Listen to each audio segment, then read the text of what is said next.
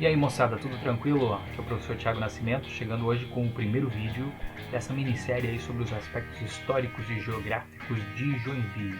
Para você que está se preparando para o concurso público, informo que o material que estou organizando já está em fase final de produção. Demorou um pouquinho mais do que previsto, porque eu resolvi incluir também um módulo de conhecimentos específicos. Então eu vou deixar o link aqui na descrição da minha fanpage, você me segue lá, que assim que estiver pronto aí eu vou estar divulgando. E agora, sem mais delongas, bora pro vídeo. A história de Joinville começa oficialmente em 1851, para ser mais exato, no dia 9 de março de 1851, quando chega aqui a barca Colón, trazendo consigo os primeiros 118 imigrantes. A maioria deles eram suíços, 81 suíços, e os demais eram oriundos de regiões do norte da Alemanha, do que viria a ser a Alemanha, já que a Alemanha só vai ter a sua unificação em 1871. Claro que a ocupação humana em Joinville é muito mais antiga do que esses primeiros imigrantes. Há, por exemplo, a presença dos homens dos sambaquis provavelmente há 6.000 anos. Joinville, então, inclusive, ainda conta hoje com alguns sambaquis bem preservados, inclusive alguns dentro da própria área urbana do município. E um destaque também a nível internacional, Joinville é referência com o Museu de Sambaqui. Então, arqueologicamente falando, Joinville tem esse destaque aí dos povos dos sambaquis. Eu, inclusive, comentei sobre os homens dos sambaquis num vídeo para a série História SC, que está aparecendo no card aqui ao lado. Além dos homens dos sambaquis, Joinville também teve a presença dos indígenas. Esse território que vai do sul de São Paulo até o norte do Rio Grande do Sul era considerado território dos carijós. E essa região aqui que vai do litoral catarinense até o Planalto era território dos xoclengues. Os carijós eram tidos como o melhor gentil da costa, assim, os bondosos que recebiam bem os navegadores ali a partir do século XVI. Já os xoclengues eram índios ferozes, guerreiros, que lutaram, contra a invasão de suas terras. Inclusive vai haver relatos de ataques dos xoclengues, que eram chamados pelos colonos como bugres ou botocudos. Eles vão atacar a colônia em alguns momentos aí a partir do século XIX.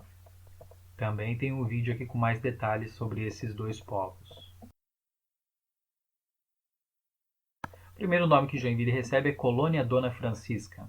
Essa Dona Francisca era uma princesa brasileira, filha de Dom Pedro I e irmã do Dom Pedro II, então imperador do Brasil, que se casa em 1843 com o príncipe francês chamado Luís Felipe, conhecido como Príncipe de Joinville. E como dote desse casamento, eles recebem uma grande quantidade de terras aqui no interior de Santa Catarina. As terras mais ao norte, então, depois serão transformadas em Joinville.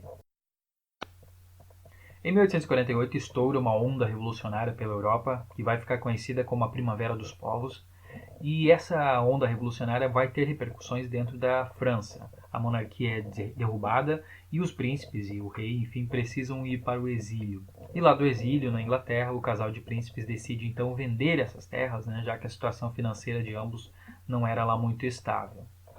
Para a sorte do casal, havia uma série de companhias colonizadoras na Europa nesse momento que estavam muito interessadas em comprar grandes quantidades de terra no continente para trazer imigrantes, para trazer colonos que viessem morar nessas terras.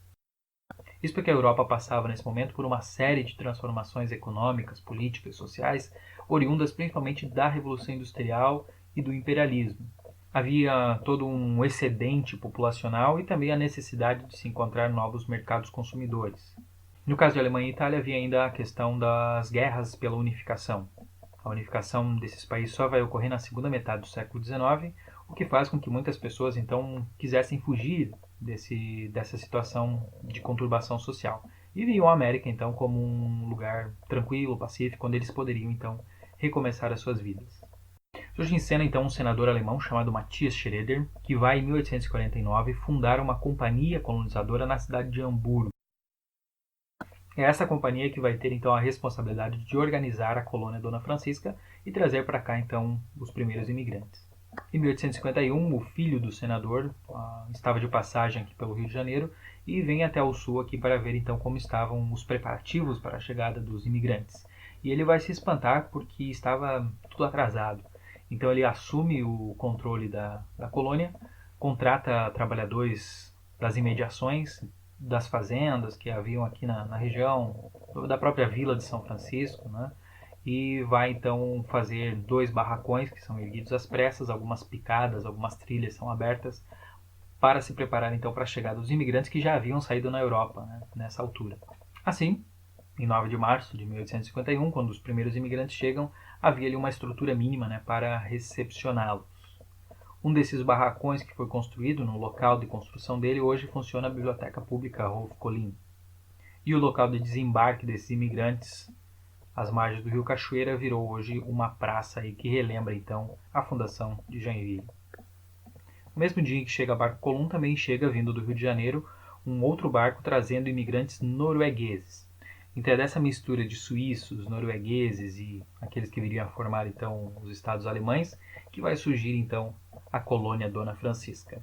O primeiro nome que a localidade vai ganhar é Schredersort, que seria o local do Schroeder, o lugarejo do Schroeder, em referência à família que estava então bancando a instalação desta colônia. E notem que dentro da historiografia oficial, o feriado importante do município é justamente a data de fundação da colônia Dona Francisca. Na maioria dos municípios, esse feriado corresponde à data de emancipação política do município.